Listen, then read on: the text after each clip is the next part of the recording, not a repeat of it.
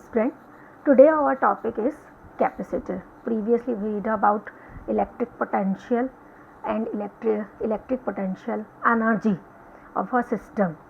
Okay, this is the second part of your second chapter, NCERT chapter, electric potential and capacitance का second part है. Okay, what is capacitor? A combination of two conductor placed close to each other is called capacitor.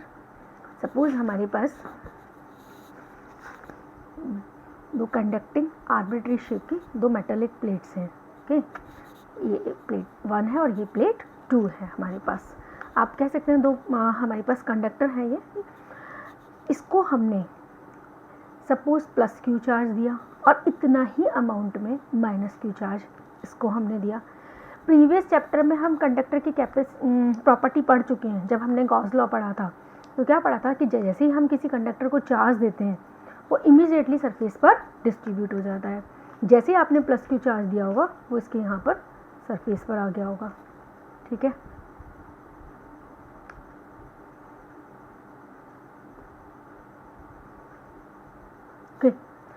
और इन दोनों के बीच में, इन दोनों metallic plates के बीच में क्या हुआ होगा? यहाँ से इलेक्ट्रिक फील्ड निकलता है, फील्ड लाइंस निकलेंगी, इसमें एंटर हो जाएंगी. इलेक्ट्रिक फील्ड लाइंस निकलेंगी, इसमें एंटर हो जाएंगी. इलेक्ट्रिक फील्ड लाइंस निकलेंगी, इसमें एंटर हो जाएंगी. इलेक्ट्रिक फील्ड लाइंस निकलती हैं, इसमें एंटर हो जाती हैं. और इलेक्ट्रिक फील्ड लाइंस ऐसे निकलेंगी यहाँ, क्योंकि ये आर्बिट्री शेप है. जितना प्लस क्यू चार्ज आपने इसको दिया था उतना ही माइनस क्यू चार्ज इस वाली मेटालिक प्लेट को आपने दिया है. ठीक है, अब इन दोनों प्लेट्स के बीच में इलेक्ट्रिक एनर्जी स्टोर्ड रहती है. क्या रहती है? इलेक्ट्रिक एनर्जी स्टोर्ड रहती है. इलेक्ट्रिक एनर्जी स्टोर्ड रहती है इन दोनों के बीच में. किसकी फॉर्म में? इलेक्ट्रिक फील्ड की फॉर्म में. इलेक्ट्रिक फील्ड कौन सा? E, इसकी फॉर्म में. इसका मतलब इन दोनों प्लेट्स के बीच में क्या डेवलप हो गया? इलेक्ट्रिक फील्ड डेवलप हो गया. देख रहे हैं ना हम, यहाँ से पॉजिटिव से इलेक्ट्रिक फील्ड लाइन्स निकलती है और नेगेटिव में जाकर मर्ज हो जाती हैं. ठीक है, अब हमें ये अरेंजमेंट क्या है? कैपेसिटर है कि यहाँ इन दोनों प्लेट्स के बीच में क्या रह रहा है? इलेक्ट्रिक फील्ड है. ठीक है, इलेक्ट्रिक फील्ड एनर्जी स्टोर्ड है. अब देखो, लेकिन ये आर्बिट्री है ना, यहाँ से भी फील्ड लाइंस निकलती होंगी, यहाँ से भी फील्ड लाइंस निकलती होंगी. तो इसका मतलब इलेक्ट्रिक फील्ड का क्या हो रहा है? लॉस हो रहा है हमारे पास में. और इस लॉस को हमें क्या करना है? मिनिमाइज करना है. इस लॉस को मिनिमाइज करना है. ठीक है, कैसे करेंगे मिनिमाइज? हम जानते हैं, एक रिलेशन हमने प्रीवियसली पढ़ा है. वो क्या था हमारे पास? V = ED पढ़ा था ना हमने. E = -dV/dr. वहाँ से तो हम देखते हैं पोटेंशियल और इलेक्ट्रिक फील्ड और डिस्टेंस में ये वाला रिलेशन है. अगर मैं इसका डिस्टेंस बढ़ा दूँ, इनको हम दूर दूर कर दें, तो क्या होगा? हम क्या पोटेंशियल बढ़ जाएगा. अगर आप इलेक्ट्रिक फील्ड तो आप और ले जाओ दूर तो इलेक्ट्रिक फील्ड तो सेम बना रहेगा यहाँ पर, लेकिन क्या रहेगा? पोटेंशियल बढ़ जाएगा डिस्टेंस बढ़ाने पर. अगर आपका पोटेंशियल बढ़ता है तो दो कंडीशन हो जाएंगी यहाँ पर हमारे पास. या तो इलेक्ट्रॉन यहाँ से निकलेगा और फ्लो हो जाएगा, इस प्लेट पर आ जाएगा, या किसी भी इनमें से किसी एक प्लेट की केमिकल प्रॉपर्टी चेंज हो जाएगी. तो इट मीन्स क्या कि हम इस लॉस को सेव करने के लिए, मतलब ये लॉस नहीं हो, मिनिमाइज करने के लिए हम इस डिस्टेंस को नहीं बढ़ा सकते, डिस्टेंस को इंक्रीज नहीं कर सकते, क्योंकि डिस्टेंस इंक्रीज करने पर पोटेंशियल इंक्रीज हो रहा है. अब आप क्या करिए? इस प्लेट्स को पास ले आइए. पास लाने पर पोटेंशियल कम हो जाएगा, electric field as it is हमारा बना रहेगा. इलेक्ट्रिक फील्ड में तो कोई वेरिएशन है ही नहीं. इसका मतलब जब पोटेंशियल कम होगा तो हम उसको मैक्सिमम चार्ज दे पाएंगे.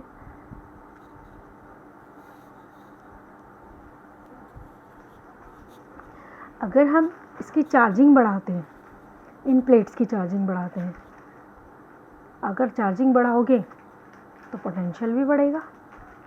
यानी कि जो चार्ज होता है, charge is directly proportional to potential होता है. अगर चार्जिंग बढ़ाएंगे तो पोटेंशियल बढ़ेगा, लेकिन पोटेंशियल एक लिमिट में बढ़ना चाहिए आपका. अगर बहुत ज़्यादा बढ़ जाएगा तो इसकी मेटेलिक प्रॉपर्टीज़, इस मेटल की प्रॉपर्टीज़, केमिकल प्रॉपर्टीज चेंज हो जाएंगी, या इससे इलेक्ट्रॉन बाहर निकलकर एक प्लेट से दूसरी प्लेट पर मूव कर जाएगा तो करंट फ्लो हो जाएगी एयर में, वो नहीं चाहिए हमें, ठीक है। तो इसका मतलब अगर चार्जिंग बढ़ाओगे तो पोटेंशियल बढ़ेगा, राइट। तो इसका मतलब चार्जिंग कम करोगे तो पोटेंशियल कम हो जाएगा। इसका मतलब Q is directly proportional to V। किसी भी प्लेट को अगर हम Q चार्ज देते हैं तो उसका पोटेंशियल कितना बढ़ जाता है, V बढ़ जाता है, ठीक है। अब Q इक्वल्स टू क्या लिख सकते हैं, CV, क्योंकि प्रोपोर्शनलिटी को हटाएंगे तो यहाँ पर एक कांस्टेंट लगाएंगे हम, वो हो जाएगा CV, ठीक है।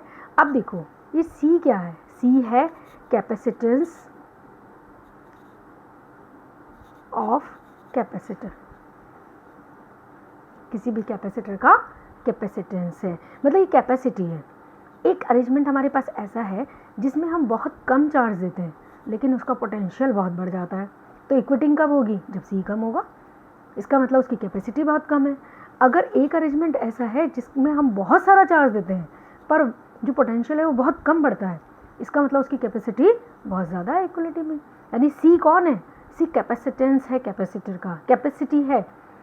एक्चुअली में कैपेसिटर एक जस्ट लाइक अ बकेट है ना। आप चार्जिंग दोगे, दो पैरेलल प्लेट्स हैं, एक ऐसा अरेंजमेंट है कि ये दो कंडक्टर हैं, इन्हें हमने ऐसे एक दूसरे के क्लोज प्लेस किया हुआ है, ठीक है। अब इसमें चार्ज डालना या नहीं डालना ये तो हमारी इच्छा पर डिपेंड करता है। जैसे बकेट होती है ना, बकेट में वाटर फिल करना या नहीं करना वो हमारी चॉइस है। हाफ फिल करना, फुल फिल करना ये हमारी चॉइस हो सकती है, 1/4 फिल करना, लेकिन वो खाली रखना भी हमारी चॉइस है। तो अरे ये भी कैपेसिटर भी एक ही तरह का अरेंजमेंट है। इसमें चार्ज कितना फिल करना है, हाफ फिल करना है, फुल फिल करना है, ये सब आप ही के ऊपर डिपेंड करता है। Capacitor just like a bucket, देना है नहीं देना है, अगर ओवर ज़्यादा बढ़ दोगे तो ओवरफ्लो हो जाएगा चार्ज का, ठीक है। ये एक अरेंजमेंट है। तो किसी भी C जो है किसी भी कैपेसिटर की कैपेसिटी को बताता है, इसलिए हम इसको क्या बोलते हैं, कैपेसिटेंस ऑफ कैपेसिटर। क्या बोलते हैं, capacitance of capacitor. You can say C equals to Q upon V। C और इसका SI यूनिट क्या होगी कैपेसिटेंस की, कूलम वोल्ट और या फैरेड। इसका एक यूनिट हो सकता है फैरेड या दूसरा हो सकता है कूलम वोल्ट, ठीक है। ये कैपेसिटर है। लेकिन कैपेसिटर में को किसी भी अरेंजमेंट का हम क्या पढ़ेंगे, कैलकुलेट करेंगे कैपेसिटेंस। मतलब किसी भी अगर दो हमारे पास कंडक्टर्स हैं, अगर बहुत क्लोज प्लेस किए गए हैं तो स्फेरिकल भी हो सकते हैं, पैरेलल प्लेट्स भी हो सकती हैं, तो उनके बीच में हम कैलकुलेट करेंगे capacitance of that conductor, okay. और किसी भी कैपेसिटर का capacitance depends on the shape, size and geometrical placing of plates पर डिपेंड करता है। किसी भी कैपेसिटेंस का किसी भी कैपेसिटर का capacitance shape, size and geometrical placing of plates पर डिपेंड करेगा, ठीक है।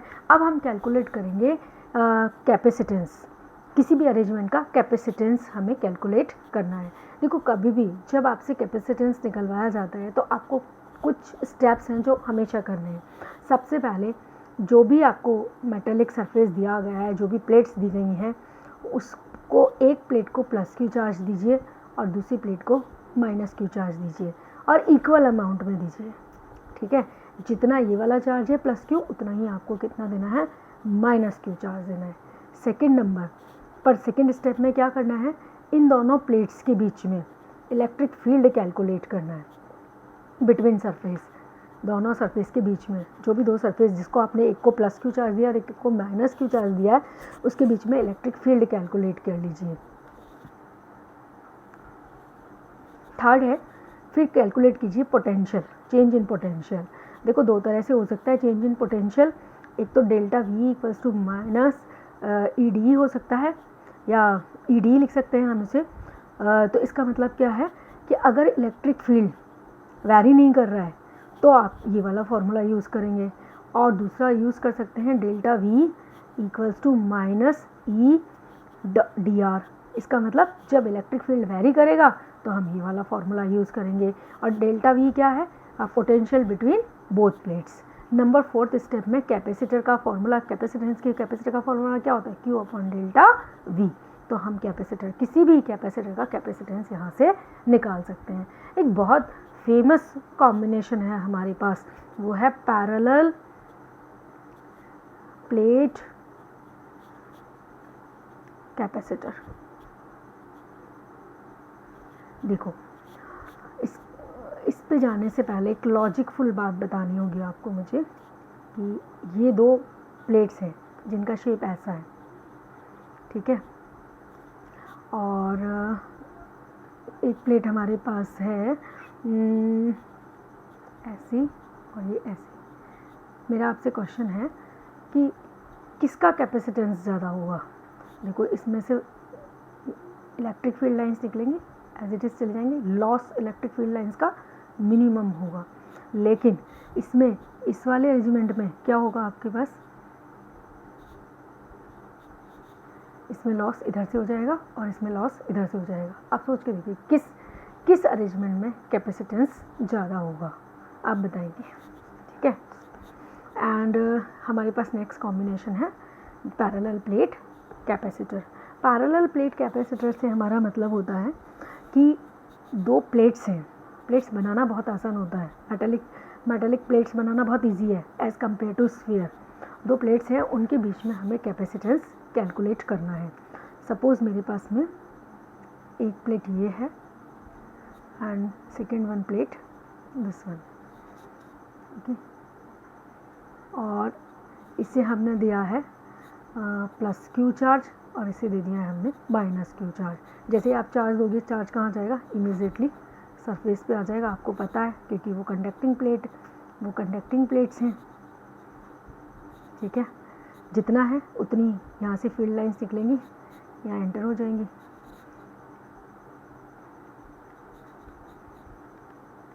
ये डायरेक्शन होगा, एक को प्लस क्यू दिया और एक को हमने माइनस क्यू चार्ज दे दिया, ठीक है। अब area charge density sigma equals to क्या लिख सकते हैं, Q अपॉन A।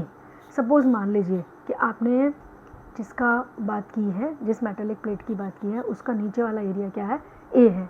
अगर मैं इसे हटा दूँ तो एरिया चार्ज जो सिग्मा है वो Q अपॉन 2A हो जाएगा।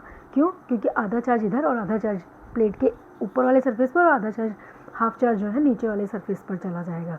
तो हमारे पास जो सरफेस चार्ज डेंसिटी होगी, एरिया चार्ज डेंसिटी होगी, sigma equals to Q upon A।